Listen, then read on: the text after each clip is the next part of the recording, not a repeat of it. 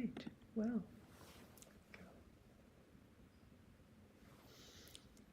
Namo tassa bhagavato arahato samma sambuddhassa.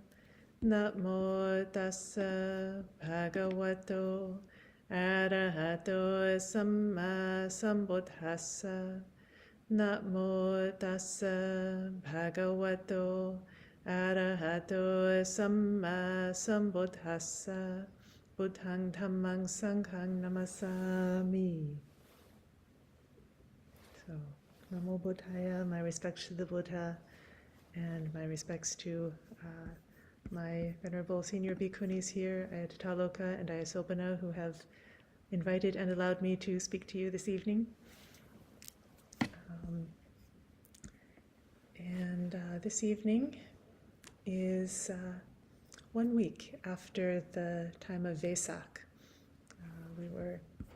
1 week ago, we were celebrating the Buddha's birth and his awakening and passing away, all in his Parinibbana, all said to happen on the May full moon. And now we have come to the waning lunar quarter. That is the half moon, the dark half of the month, the half moon. And this quarter moon now is known in Thailand, parts of Southeast Asia, as Aṭṭhāmi Puja, the 8th day after the Buddha's awakening. And it's remembered with a few special anniversaries. So we know that Vesak is the anniversary of the Buddha's birth. And this today then is 7 days later, the anniversary of the passing away of his mother, Maha Maya. So with honor for her and in memory of her. Also 1 week after the Buddha's Parinibbana, it's the anniversary of his cremation, which was a great event. So seeing the body of the Buddha be dispersed in that way through the cremation, another great event for us to reflect upon. And of course we know in the weeks after his awakening, then he was sitting in around the vicinity of Bodh Gaya after at one tree after another for 7 weeks. And in the first few weeks he was reflecting deeply upon dependent origination. And I know that Ayasobana has been taking that as the theme of the teachings recently, and we will continue that this evening. We will talk a little bit more about dependent origination as the Buddha's great insight upon his awakening. One additional anniversary celebrated on this day is the Parinibbana of Venerable Ananda, the Buddha's chief attendant. Now, this was, of course, many years later after the Buddha's Parinibbana. Venerable Ananda lived many years further and became a leader in the Sangha. He became an arahant and a leader in the Sangha and a great sage and teacher. Not the only one, not the leader, but a leader in the Sangha. And then this date is remembered, however, as his Parinibbana, his final passing away. And the story of that is that, he was traveling to Vesali from Magadha with plans to pass away. I think he was 120 at this point, they say, and came to the river, Rohini. And he saw that, people had heard about this. There was a group coming on one side of the river from Vesali and another group on the other side from Magadha. And they knew that he was going to pass away. And because of his great fame and all of this, they wished to be present for his passing away, for his Parinibbana, for his cremation, and to receive some of his relics afterwards. But they were on two sides of the rivers. They were two different groups, and they both wanted the relics. So there was a dispute brewing, even a a quarrel, a war, potentially over this. And so the Venerable Ananda found a way to calm that potential dispute as sort of his last act of that lifetime, last act in his Parinibbana. The story is that he used his psychic powers, which he had at that point as an arahant, and a great teacher, and he flew up into the middle of the river. And in the air, in the middle of the river, he entered the fire element and made it so that half of his ashes, relics, went to one side of the river and half went to the other, and through his own powers, and thus avoided that dispute, that quarrel, that war. So, you can take that story as you wish, but I think the idea of just great respect and honor for Venerable Ananda, and that his last act would be to be bringing peace, I think seems suitable for him, and very much in line with his whole life. So I like that story for that reason. So honoring him. And then I was also thinking of him and that avoidance of disputes because I've been reading a little bit about dependent origination. I mean, not for the first time, but reviewing some suttas on that for this talk. And one of the great suttas, most important suttas that talks about dependent origination, is the Maha Maya Sutta, the great discourse on causation, which has a very interesting sequence in it that talks about dependent origination not only in the standard list of the 12 links, but gives some special things that are only in this sutta or only in a few places, including the origin of disputes. How do those come to be? How do we come to have quarrels? Why would there be two armies massing on both sides of the river wishing for the relics? What is the cause of that kind of dukkha? So before I get to that, though, I want to share a shorter sutta. This is Sutta Nipata 4.11, Quarrels and Disputes, on the same theme. And I just want to ask this question. Someone here is asking the Buddha, where do quarrels and disputes come from? And lamentation, and sorrow, and stinginess? What of conceit, and arrogance, and slander too? Tell me, please, where do they come from? And so I just want to stop for a minute and say, what a relevant question. It's not as if we have run out of disputes in our modern world. It's not as if this was only an issue at the time of the Buddha. We look around the world today and so many quarrels, so many disputes, so many, we see war. This is sort of the most extreme dispute there is. People killing each other, people starving each other. And we can wonder, how does this come to be? How can it cease? We look and have this horror of what there is, what humans can do to each other. And, of course, there's many reasons and many factors and many different ways to work on coming to peace, which are worthy. But I think a part of it is looking internally, because we can look at a true war and just be shocked and think, how could it come to this?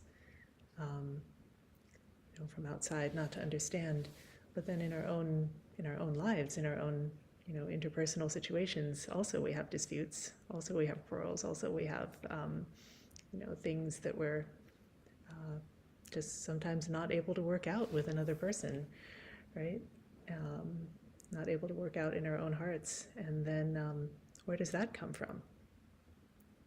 What can we do about that? And so I think, it's all on a scale, but it's all on a spectrum. But I think the basic underlying fact is the same, and the Buddha is giving us teachings about, how does this conflict come in our own hearts, and then from that, it also can grow up into these more extreme situations. So I want to then read you the second stanza here of this one, which is just the sort of pithy version. Where do quarrels and disputes come from? Quarrels and disputes come from what we hold dear. As do lamentation and sorrow, stinginess, conceit, and arrogance. Quarrels and disputes are linked to stinginess, and when disputes have arisen, there is slander.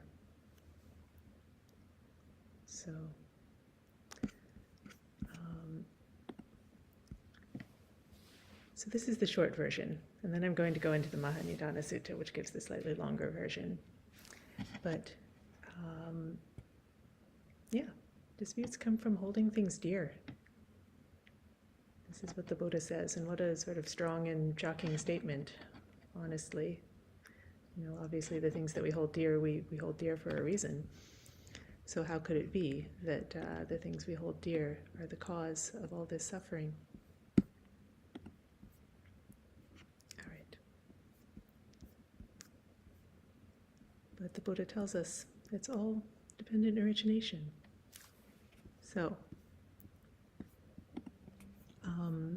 going to go to the Maha Maya Sutta, and this is another good sutta for Venerable Ananda, who will also be a theme here tonight.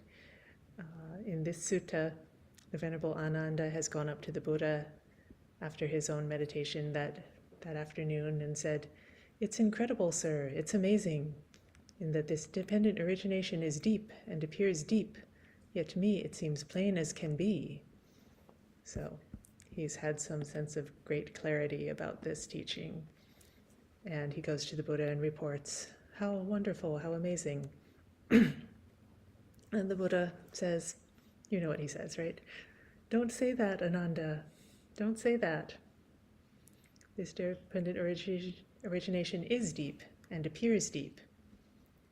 It is because of not understanding and not penetrating this teaching that this population has become tangled like string, knotted like a ball of thread, and matted like rushes and reeds, and it doesn't escape the places of loss, the bad places, the underworld, transmigration." So he's saying, don't think you've got it fully worked out, Ananda, not yet. Ananda at this point is a stream enterer, so he does have a deep meditation, and he does have even some insight, a real genuine insight, a degree of awakening. He has seen dependent origination for himself in some way at the time of his stream entry. But still the Buddha is telling him, there's more, you're not done yet. And then he goes into this sort of detailed description of dependent origination. And I'm not going to read you the whole sutta, it's a long sutta, but it gives us sort of helpful definitions and explanations, and I'll just jump into some of those here.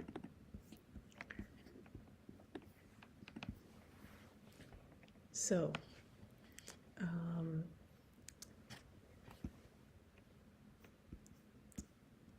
so the basic sequence here is that name and form are conditions for consciousness, and consciousness is a condition for name and form. Name and form are conditions for contact. And already here, if you're familiar with the standard sequence of dependent origination, you might see a few things that are different, that are unique in this presentation. But I'll get back to that later. Contact is a condition for feeling. Feeling is a condition for craving. Craving is a condition for grasping. Grasping is a condition for continued existence. Continued existence is a condition for rebirth. And rebirth is a condition for old age and death, sorrow, lamentation, pain, sadness, and distress. That is how this entire mass of suffering originates. So, And then here he's going to spell out how exactly these links work.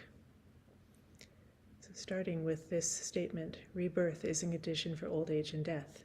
That's what I said, and this is a way to understand how this is so. Suppose there were totally and utterly no rebirth for anyone anywhere. That is, no rebirth of sentient beings into their various realms of gods, centaurs, spirits, creatures, humans, quadrupeds, birds or reptiles, each into their own realm. When there's no rebirth at all, with the cessation of rebirth, would old age and death be found? No, sir, says Ananda. So, yes, just no matter what realm we're in, even the gods, the Buddha is saying, as long as you're born, there will be death. There will be old age and death. There will be suffering. There will be dukkha. And, I think we understand this, at least for human life. But we can lose sight of it very easily. So, no rebirth for anyone anywhere also means no death, no old age.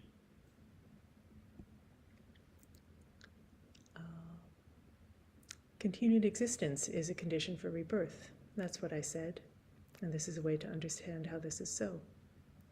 Suppose there were totally and utterly no continued existence for anyone anywhere. That is, continued existence in the sensual realm, the realm of luminous form, or the formless realm. When there's no continued existence at all, with the cessation of continued existence, would rebirth still be found? No, sir. So, let's see.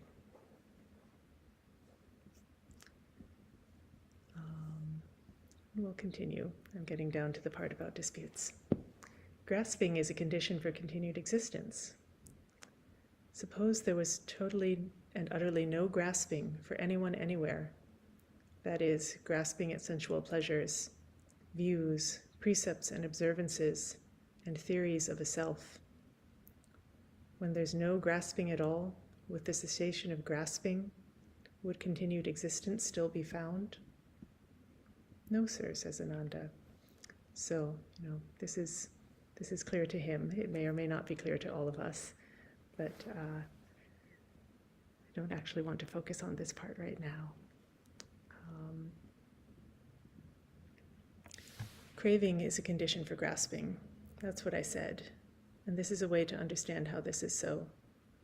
Suppose there were totally and utterly no craving for anyone, anywhere. That is, craving for sights, sounds, smells, tastes, touches, and ideas. When there's no craving at all, with the cessation of craving, would grasping still be found? No, sir. So, going on, feeling is a condition for craving. Suppose there were totally and utterly no feeling for anyone anywhere. That is, feeling born of contact through the eye, ear, nose, tongue, body, and mind. When there's no feeling at all, with the cessation of feeling, would craving still be found? No, sir. So it's because we feel, because we have pleasant, unpleasant, or neutral feelings that we either want more of those, or if they're pleasant, or want to get away from them if they're unpleasant, or just sort of want to ignore them if they're neutral. And this is what the meditation earlier was pointing a little bit at this. We'll talk a little bit more about that later. So that's why this is the cause, source, origin, and reason of craving, namely feeling. So, and then there's this interesting part that he gets into here. This is where he's going to talk about disputes in particular,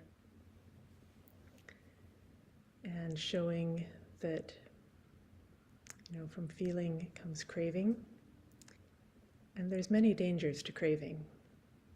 It's not just the standard list of craving leads to grasping, grasping leads to continued existence. Here he's pointing to very specific dangers of craving. Feeling is a cause of craving. Craving is a cause of seeking. So what we want, we look for. We go out and try to get it. Seeking is a cause of gaining material things. So when you go and look, you may find. You get something. Gaining material things is a cause of evaluation. When you get it, you think, do I like it or not? Do I want to keep this or not? So evaluation. Evaluation is a cause of desire and lust. If you like it, you think, I'm going to keep it. I desire this. This desire and lust is a cause of attachment. Attachment is a cause of ownership. So you found it, you got it, you liked it, you're keeping it, it's yours. Ownership is a cause of stinginess. If it's mine, then it's not yours. I get to keep it and you can't have it. So if I own it, then I'm, maybe I don't want to share that. Maybe I need it for my survival. And so there can be stinginess there as soon as we think that it's ours.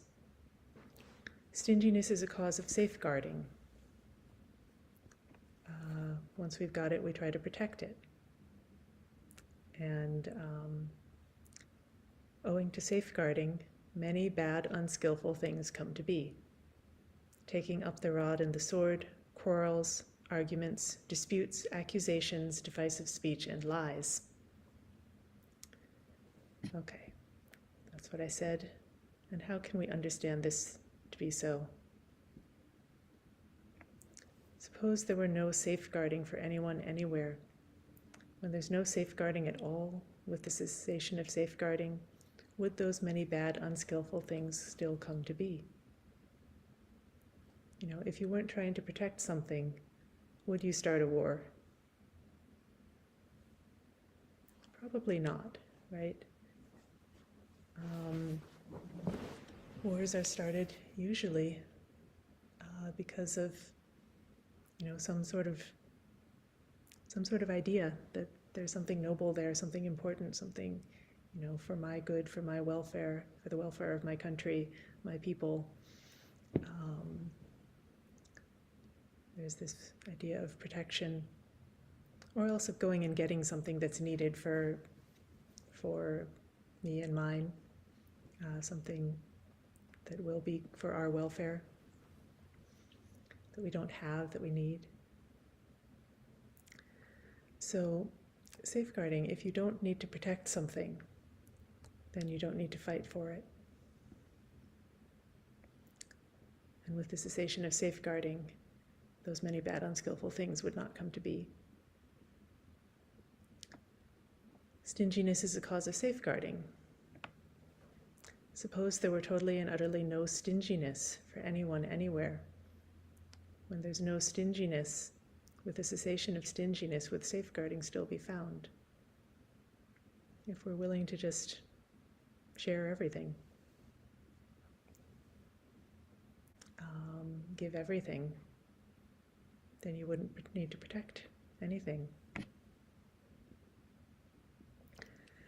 That's why this is this cause, source, origin, and reason of safeguarding, namely stinginess. Ownership is a cause of stinginess. Suppose there were totally and utterly no ownership for anyone anywhere. When there's no ownership, would stinginess still be found? No, sir.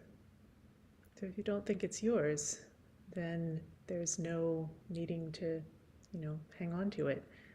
No question of whether you're going to share it or not, because it's not even yours in the first place to share. The sort of stinginess is based on the sense that you own it in the first place. Attachment is a cause of ownership. Desire and lust is a cause of attachment. Evaluation is a cause of desire and lust. Gaining material things is a cause of evaluation. Seeking is a cause of gaining material things. If you don't seek for it, you won't find it. And craving is a cause of seeking. Suppose there were totally and utterly no craving for anyone anywhere, that is, craving for sensual pleasures, craving for continued existence, and craving to end existence. When there's no craving at all, with the cessation of craving, would seeking still be found? So that's why this is the source, cause, origin, and reason of seeking, namely craving. And then we get back to feeling, feeling being the cause of craving, and contact being a condition for craving. And I'll get back more into this part of it later. But I want to have a little interlude here talking about, it's not that we shouldn't own things. It's not that we shouldn't protect things. It's not that we don't have any human needs. I think of the Vinaya, the monastic discipline. There's actually, it's very precise about ownership. It's sort of complicated about ownership. As monastics, we have a precept that we should not take what's not offered. And so then we have to know very clearly what's offered and to whom, and for how long and for what purpose. And there's a lot of sort of rules and regulations about that. On the even like the robes that we wear. When you get ordained as a bhikkhu or bhikkhuni, at least for Dhammadharini we do this. I'm not sure if all communities do, but we do. After the ordination, immediately after the ordination, in the next day or two, you have to designate all your robes and all your cloth. That means you bring every cloth item you own, robes, but also like your t-shirt and sweater underneath, your jacket, your sheet, your towel, your handkerchief, your hat, your scarf, your backpack, every cloth item that you own.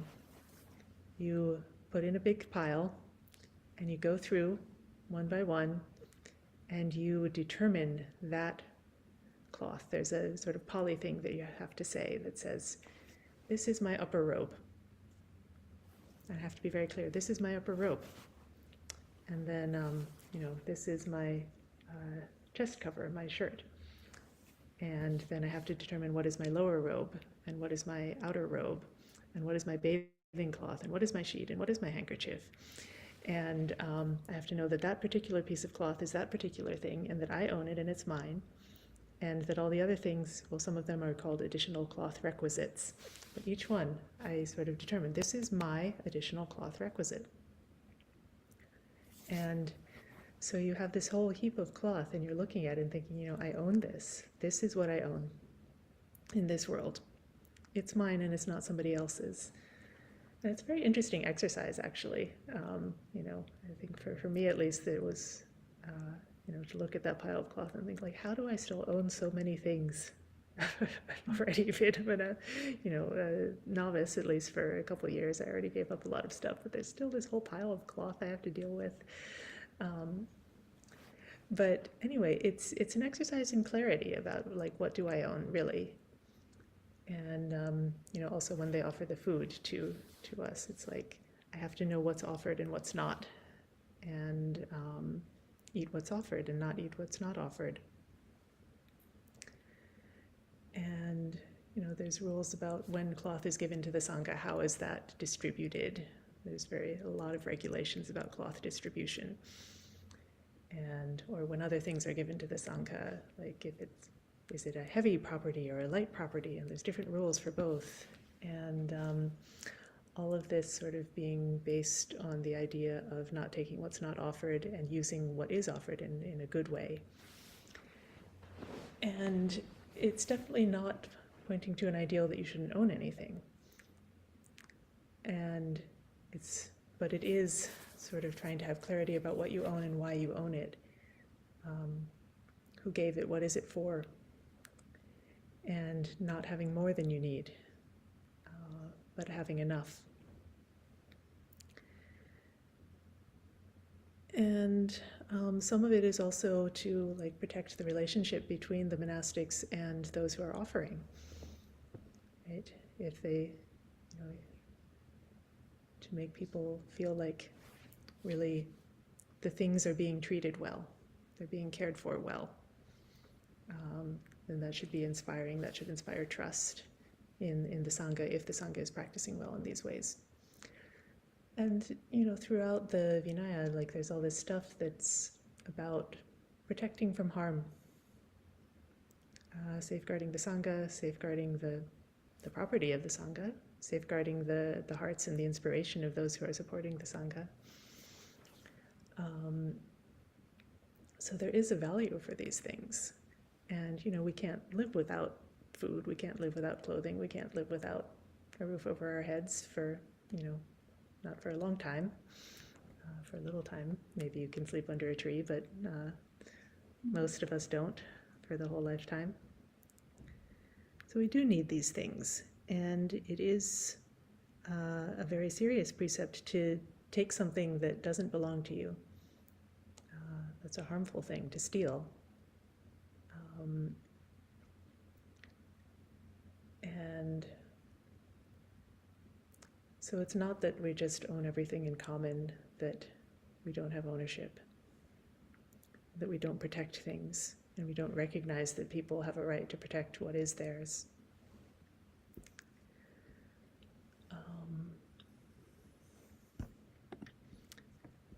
But still,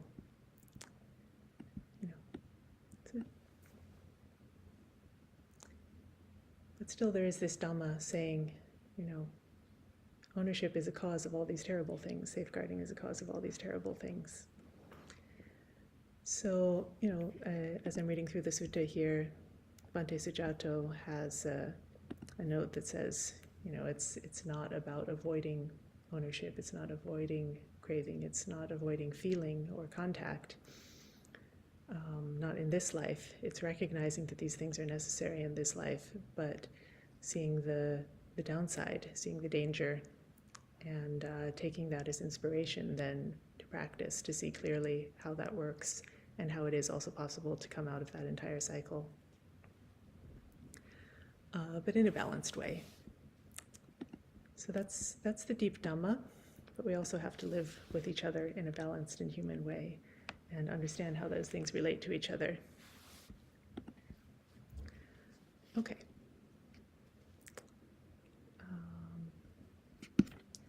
So let me go back to the sutta here. All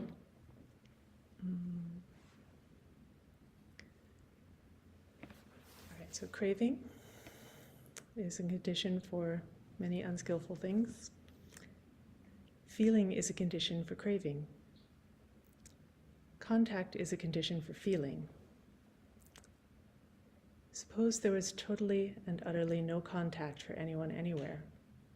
That is, contact through the eye, ear, nose, tongue, body, and mind. When there's no contact at all, with the cessation of contact, would feeling still be found? No, sir. That's why this is the cause, source, origin, and reason of feeling, namely contact. Okay. Now, here in this sequence, the way the Buddha is presenting it in this sutta, we have a difference from the standard. Normally, the standard presentation is that the condition for contact is the 6 sense bases. Salayatana. Here, it's being presented differently. He's going straight to name and form. Usually it's name and form, then the 6 sense bases, then contact. And here it's just name and form, straight to contact. Name and form are conditions for contact. That's what I said. And this is a way to understand how this is so. Suppose there were none of the features, attributes, signs, and details by which the set of mental phenomena known as name is found. Would labeling contact still be found in the set of physical phenomena? Okay, so there's a lot in that sentence to unpack there, to understand what is being said. So name is defined as the set of mental factors, including attention and So do I actually know the list offhand? Feeling, perception, attention. I think actually contact is in there. Anyway, it's the mental factors that allow you to sort of recognize what the contacts are bringing in, label them. This is name, is the mental faculties that allow you to name things. And Bodhisatta here is saying, would labeling contact still be found in the set of physical phenomena? So if you don't have any of these mental factors that allow you to name things, and then there is a physical phenomenon, can that naming still happen? Can the labeling contact still happen about that physical phenomenon? And well, no, if you just have this physical phenomenon but no mental factors that allow you to name it, then you're not going to have any naming there. That's what he's saying. So if you don't have a mind that can name things, then there will be no names. That's one side of it. Here's another long and complicated sentence. Suppose there were none of the features, attributes, signs, and details by which the set of physical phenomena known as form is found. Would impingement contact still be found in the set of mental phenomena? So this is saying the set of mental phenomena, like this is name, this is the mental faculties. But what if there's no form? What if there's no physical phenomenon that's coming and impinging upon those mental faculties? Then, again, in that case also, you can't name that form. So the two of them together are required. You need to have a physical phenomenon, you need to have a mental phenomenon in order for them to make contact and to be named and to be understood and cognized. So then he's going through this in some more detail. Suppose there were none of the features, attributes, signs, and details by which name and form are found. Would contact still be found? No, sir. So if you don't have a mind and body, then you won't be contacting the world. You won't have eye contact and ear contact and nose and tongue and body and mind contact. And you won't have the resulting feelings. You won't have the resulting craving. You won't have any of the terrible things that come from craving. But in that case, what would it even mean to be you without a name and a form, right? This is the trouble. It's hard to imagine. That.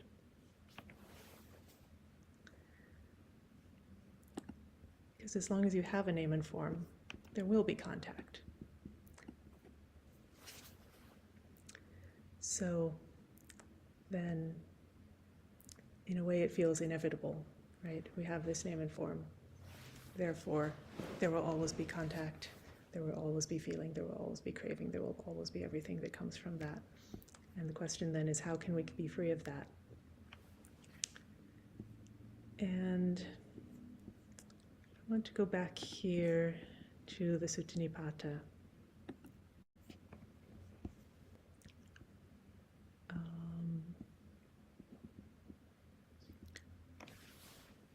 This is giving a different version of this, a very similar but slightly different version of dependent origination. The question is, where does desire in the world spring from? And evaluations, anger, lies, indecision. What they call pleasure and pain in the world, based on that, desire comes about. Where do pleasure and pain spring from? Pleasure and pain spring from contact. When contact is absent, they do not occur. Where does contact in the world spring from? And possessions too, where do they come from? When what is absent, is there no possessiveness? When what disappears, do contacts not strike? So how could we be free from these contacts and everything that comes with it? Name and form cause contact. Possessions spring from wishing. When wishing is absent, there is no possessiveness. When form disappears, contacts don't strike. So, okay, then he's asking, okay, so how do we do that? Form disappears for one proceeding. How? And how do happiness and suffering disappear? Tell me how they disappear. I think we ought to know these things. So, again, good questions here. And the reply is, this is a description of meditation, and specifically leading to the meditations in the formless realms. I think, at least in the way that Bhante Sujata was explaining it, if we look at the footnotes here.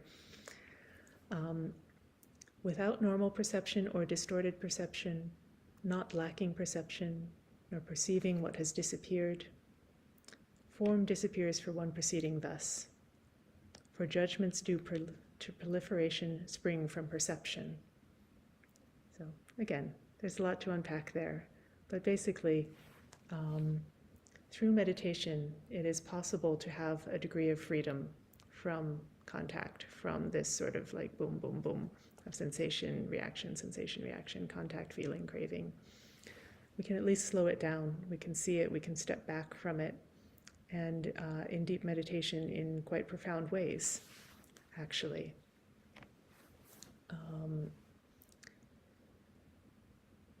And to the point where form disappears temporarily.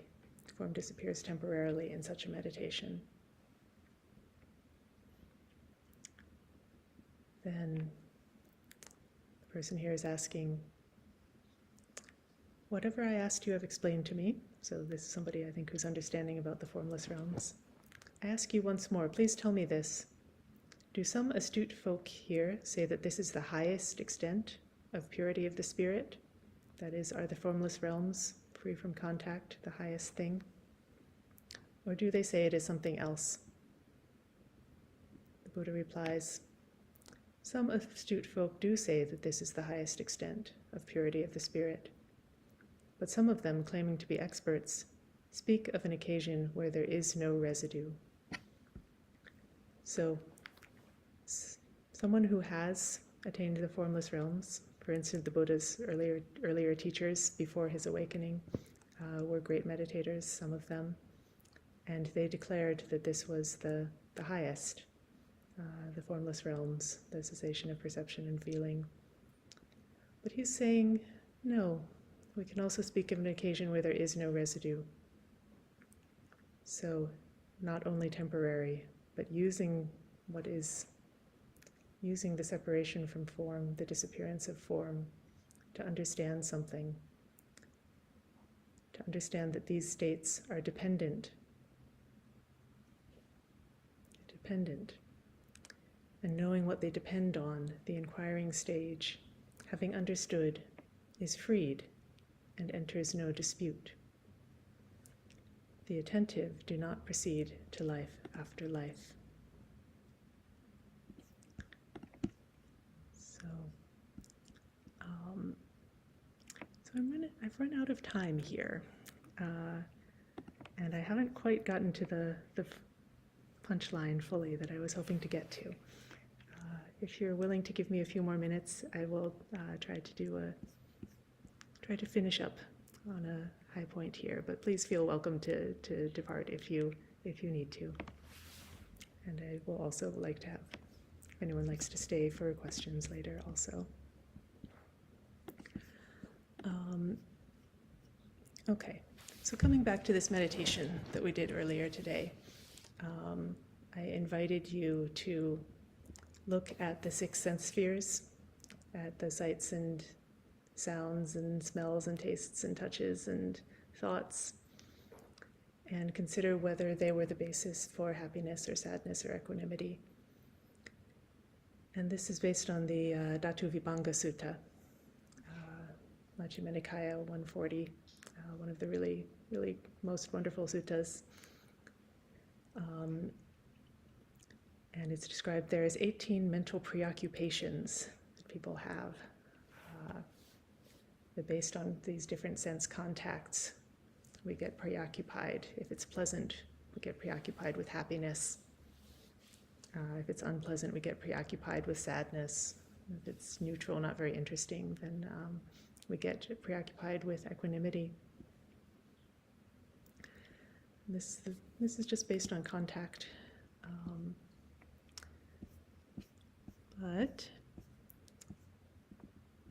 then if we meditate, if we come into a deeper state of meditation, where you're able to detach from the form, from the elements, then there can be a state of meditation where stepping away from those elements, what remains is sheer consciousness, pure and bright.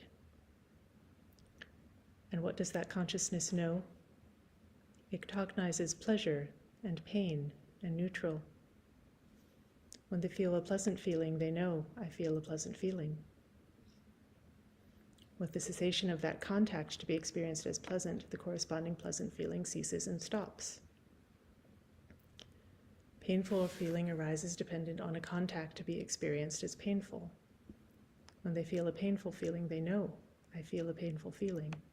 They know, with the cessation of that contact to be experienced as painful, the corresponding painful feeling ceases and stops. Neutral feeling arises dependent on a contact to be experienced as neutral. When they feel a neutral feeling, they know, I feel a neutral feeling. They know, with the cessation of that contact to be experienced as neutral, the corresponding neutral feeling ceases and stops. And so then this metaphor here is one I really like to contemplate. When you rub two sticks together, heat is generated and fire is produced. But when you part the sticks and lay them aside, any corresponding heat ceases and stops. And I just like to contemplate that when there is this contact, what would it mean? What would that be like to separate those sticks, to not be rubbing them together, to have the cooling of the fire that is coming from contact, and just set those aside. In the same way, they can know with the cessation of that contact to be experienced as pleasant, unpleasant, or neutral, the corresponding feeling ceases and stops. And then this understanding leads to equanimity, pure, bright, pliable, workable, and radiant. And they understand how to use this equanimity, but they also understand that even this great depth of meditation that they can establish through equanimity is conditioned, that is not the end in itself.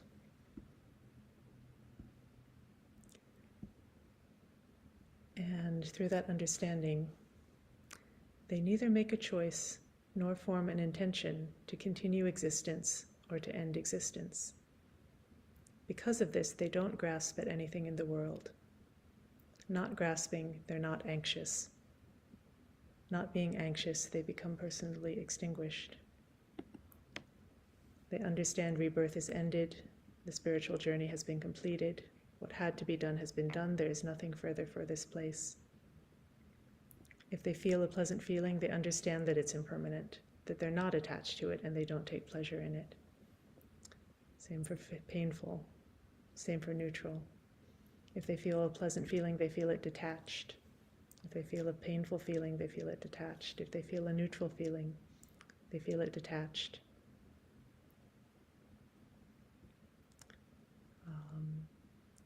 And they understand that when the end of life approaches, when the body breaks up and life has come to an end, everything that's felt, since I no longer take pleasure in it, will become cool right here.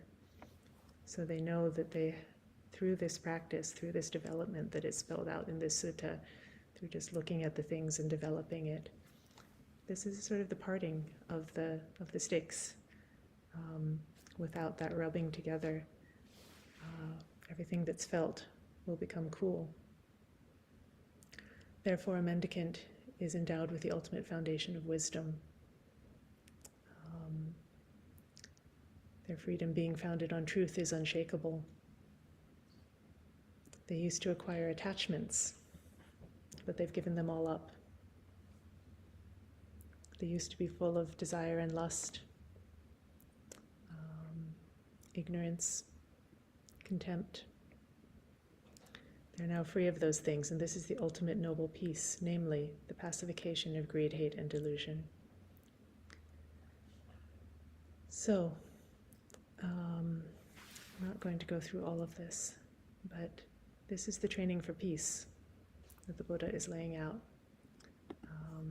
And I do recommend that you read this whole sutta. It's a wonderful sutta. Majjhima Nikaya 140. And so looking into our own hearts, seeing how this whole process can come to a stop, and how this is really the ultimate peace. This is the freedom from those quarrels and disputes in ourselves, and then showing by example to others as well. By example, like the Venerable Ananda in the air, putting an end. He's already put an end to all his own disputes at that point, and putting an end to them for those who are going to fight over his relics at that time. How we can, even in ourselves, put an end to that, and that is for the peace of the world also. So I will leave you there, and I appreciate you all sticking around for a few minutes, and I do welcome questions or comments if anyone wishes, and also welcome departures if you need to go. Thank you very much. Are there any questions or comments? Okay, I see Chintana was asking what type or kind of meditation would be best to practice to be freed. Well, I think you could read that sutta and try what it says, or many suttas. All of the Buddha's teaching is pointed at that, and there's many different versions, and sort of finding the right one for you that will lead you there. But all of it should be pointing in that same direction, and wherever you are, finding a practice that is onward leading. Might change over time, might be different for different people, but if you're pointed in the right direction and making effort, then that's pretty good. And I see Niyada has recommended Vipassana meditation. Yes, absolutely. Very good recommendation. And yes, Sikamana Niyada, would you like to say something? You'll need to unmute yourself. I try. Yes. Thank you so much, Acha. Okay. Oh. Okay, now I can hear you. Too loud. Oh, okay. Because from my experience, the first you start meditation, try to calm your mind to be steady at breathing in out. So that's the first step, mind.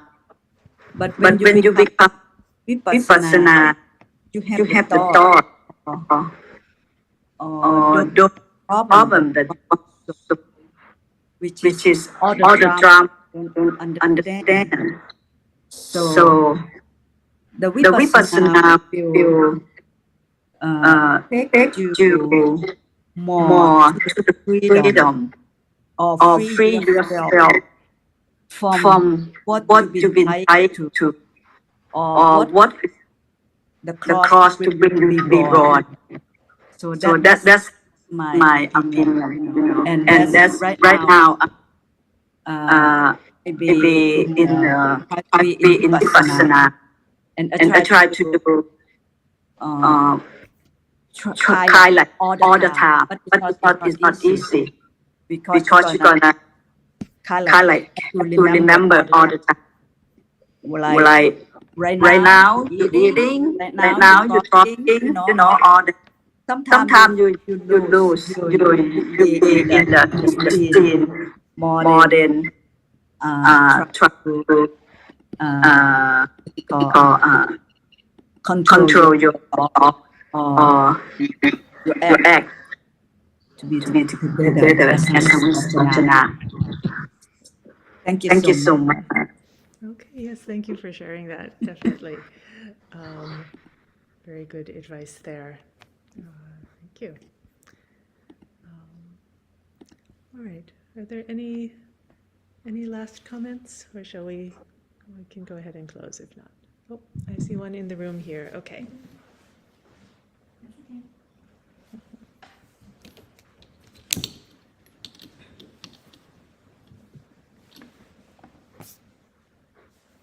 Thank you, Venerable. My question is, seems like we get rid of name and form, then everything else just cease, right? But then what about consciousness? You know, so that means consciousness become part. Consciousness of, consciousness then become part of under. everything else. Okay. All right. Sorry. All right. Yes. Well, I did actually skip over some important parts in that sutta, including the part about consciousness, due to, I think, planning too much for this talk and not having time to go through all the details. So yes, in this particular sutta, it says name and form and consciousness condition each other. Yeah. They kind of cycle around and around in a circle, and that is the basis of the whole cycle of dependent origination.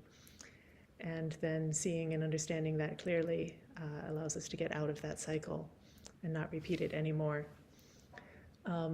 In the more standard version of dependent origination, then it doesn't start with that loop between name and form and consciousness. It starts with ignorance, right? And ignorance leading to sankharas, and sankharas leading to choices, to consciousness, and so forth. And in that presentation of it, then the way to get out of the whole thing is to, with the fading away of ignorance, to really understand and see, and know where it's all coming from, to see that cycle. If you really understand it, then you know how to not perpetuate it. And so yes, consciousness is definitely involved. We're not skipping over consciousness. But yeah, consciousness is swirling around with the name and form. But you mentioned that consciousness is like radiant, right? It's like shared, it's shared, right? You mentioned earlier, like consciousness is shared. Something like that, no? Or consciousness is boundless or something like that? Or will there be consciousness after everything else? That's what I'm trying to ask. Will there be consciousness after Nibbana? After everything else is just sort of.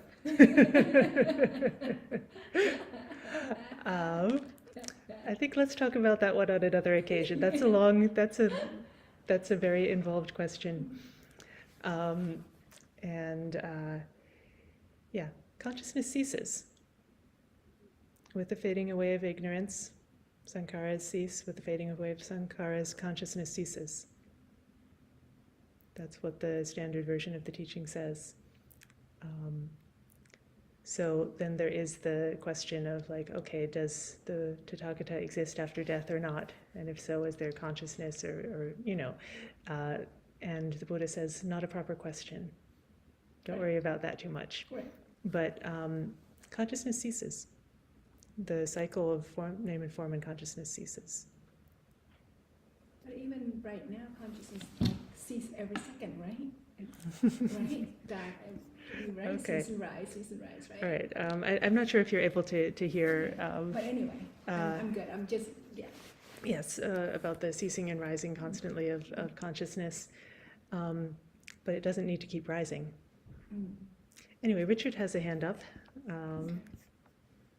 And yeah, I do think this could definitely be a whole long conversation of its own. So, but Richard, yes, please. Thank you, Anne. This is why I prefer Kaccayana's cognition. And Bhikkhu Bodhi also, in his lecture series, he translated. He said that the word vijnana, all its uses, is a verb, an adverb, and he said that the word conscious in English doesn't correspond. Mhm. Can't say your consciousness out, something like that. So he was thinking, well, one of the participants cognizing, he said, no, not cognizing. It went on for a few seconds, and he said, oh, wait a minute, cognizing. You can use that in all the ways that the variants of vijnana are used. Because Buddha attained Nibbana at the beginning of his, or he started teaching. If he had no consciousness, a dead body has no consciousness. So he has to be able to keep going. And there are words in Pao which are. Can you try shutting off your? Okay, can you hear me better now? No. Okay.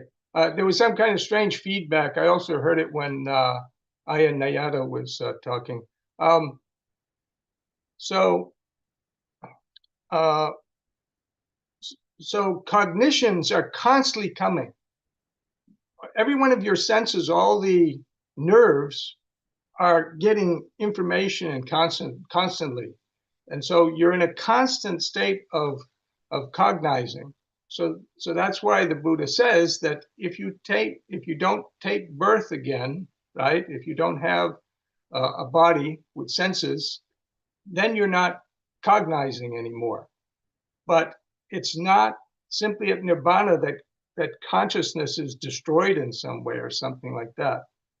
Anyway, that's just a minor point I wanted to make. People can accept or reject as they see fit. But what I did want to point out was this shortened list of Paticca Samuppada here. If you go to the previous sutta in Dignikaya, sutta number 14, which is about an earlier Buddha, Vipassi, he also gives a similar list, which does not have incomplete knowledge or ignorance, and it doesn't have sankhara. But he does have the six senses.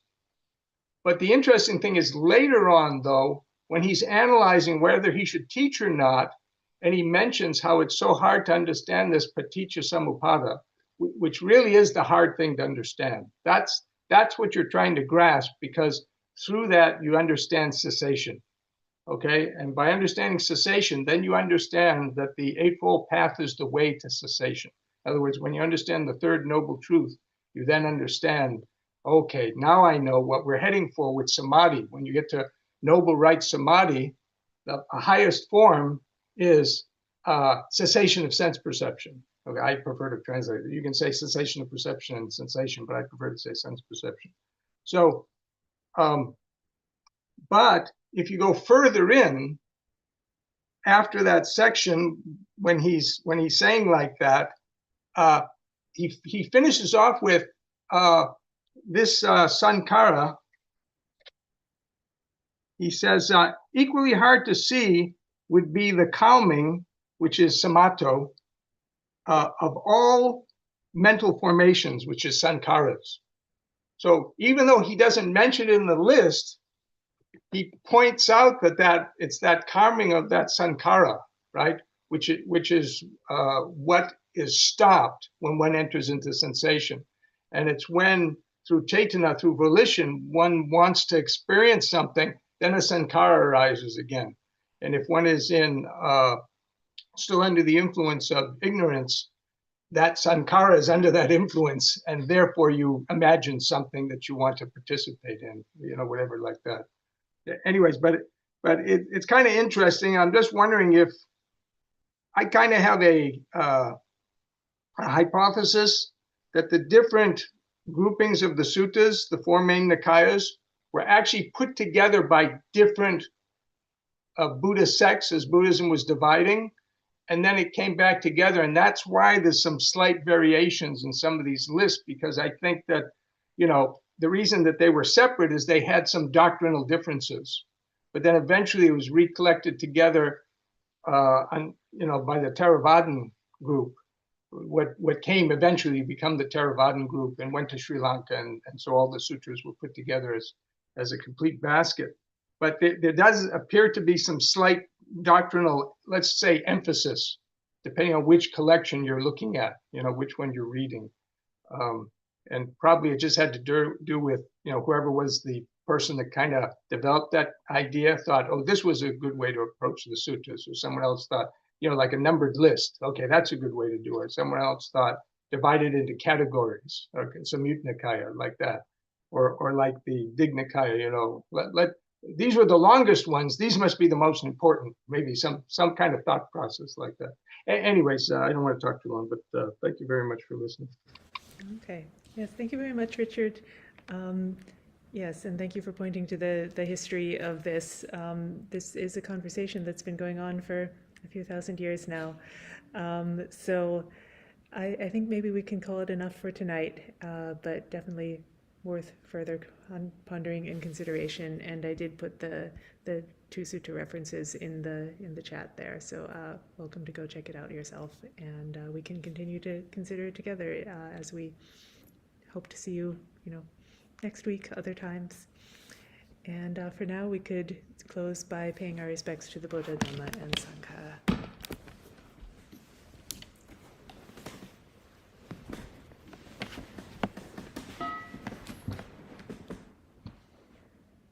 The Lord, the perfectly enlightened and blessed one, I render homage to the Buddha, the Blessed One. The teachings so completely explained by him, I bow to the Dhamma. The Blessed One's disciples who have practiced well, I bow to the Sangha.